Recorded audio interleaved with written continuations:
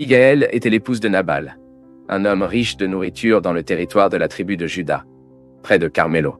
Mais l'histoire d'Abigail dans la Bible était également connue parce qu'elle est devenue la femme de David, le roi le plus important d'Israël. Et dans cette vidéo, vous saurez tout ce que la Bible dit sur qui était Abigail. Le nom Abigail signifie probablement mon père et mon joie. Mais avant de parler de qui était Abigail et de connaître son histoire, il est d'abord important de savoir qu'il y a une autre femme qui apparaît dans ce même nom dans le récit biblique et dans le même contexte historique de l'Abigail le plus connu. Et c'est précisément une sœur du roi David qui était la mère d'Amas, un guerrier de l'armée israélienne. Il est donc important de ne pas confondre ces deux femmes qui apparaissent dans la même période de l'histoire biblique. La Bible parle d'Abigail, la femme de Nabal, la mettant en évidence comme une belle femme digne et de bon sens. Mais d'un autre côté, son mari, Nabal, était un mauvais homme, dur et ignorant. Il a fini par traiter David grossièrement, refusant de fournir des dispositions aux hommes de David, autant des moutons de moutons, même après que David et ses hommes ont protégé leurs troupeaux. À cette époque, David a été exilé, fuyant la colère de Saül, donc toute hospitalité de Nabal serait la bienvenue. En fait, la période au cours de laquelle les propriétaires de troupeaux ont jeté leurs moutons traditionnellement connue comme une période d'hospitalité, et probablement pour cela, quand David a appris que Nabal grillait les moutons dès qu'il a envoyé certains de ses hommes à la recherche d'une provision ensemble, le Nabal. Cependant, Nabal a agi complètement en colère contre la demande de David et l'a traité comme s'il était usurpateur. Même ici sur la chaîne, il y a une vidéo entière qui ne parle que de l'histoire de Nabal que vous pouvez regarder plus tard pour mieux comprendre toute cette histoire. Puis le comportement fou de Nabal a brisé David. Par conséquent, le futur roi d'Israël a préparé une armée de 400 hommes et a marché contre Nabal, déterminé à se venger de lui, détruisant tout ce qu'il avait. Mais Abigail avait déjà réalisé que l'attitude stupide de son mari était une insulte voilée envers David. Elle savait que l'attitude de Nabal a mis en danger toute sa maison.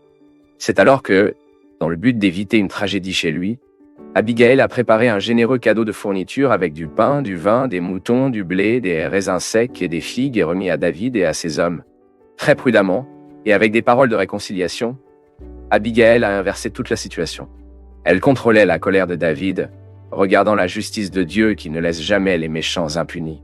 De cette façon, Abigail a non seulement sauvé la vie de Nabal, mais a également empêché David de faire une grosse erreur. Donc à ce moment-là, David a remercié Dieu d'avoir envoyé Abigail pour le rencontrer, car avec toute sa sagesse, elle l'empêche finalement de renverser le sang commettre inutilement l'injustice. À ce sujet, le texte biblique enregistre. Puis David a dit à Abigail, « Bénis Seigneur, Dieu d'Israël, qui vous m'a envoyé aujourd'hui, et vous avez béni vos conseils, et vous a béni, qui m'empêche aujourd'hui de verser du sang et de me venger de ma propre main. Car en fait, le Seigneur vit, Dieu d'Israël, qui m'a empêché de vous avoir fait mal, que si vous ne vous dépêcherez pas, et que vous ne vous rencontrerez pas, ce ne serait pas à Baal jusqu'à la lumière du matin, pas même un garçon. » Puis David a pris ce qu'il avait apporté de sa main et lui a dit que sa maison se lève en paix. Vous voyez ici que j'ai écouté votre voix, et que j'ai accepté votre visage. Quand Abigail est retournée chez elle, elle a trouvé son mari complètement ivre.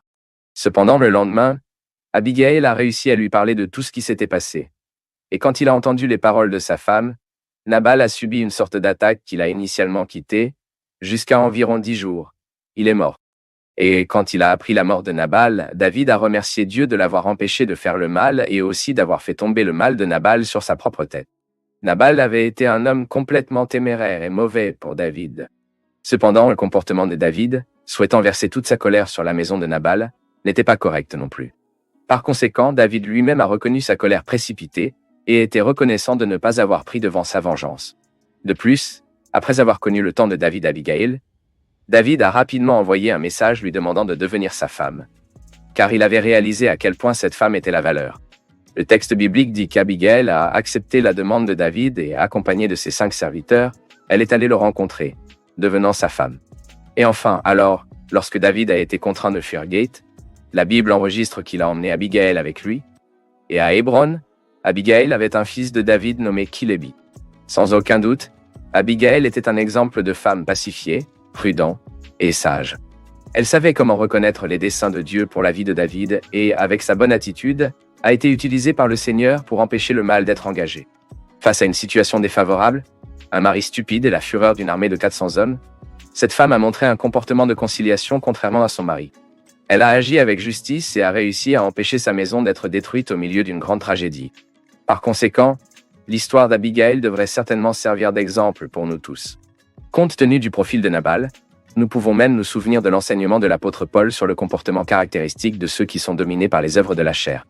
Mais face au profil d'Abigail, nous pouvons nous souvenir du comportement de ceux qui reflètent dans leur vie les vertus du fruit produit par le Saint-Esprit.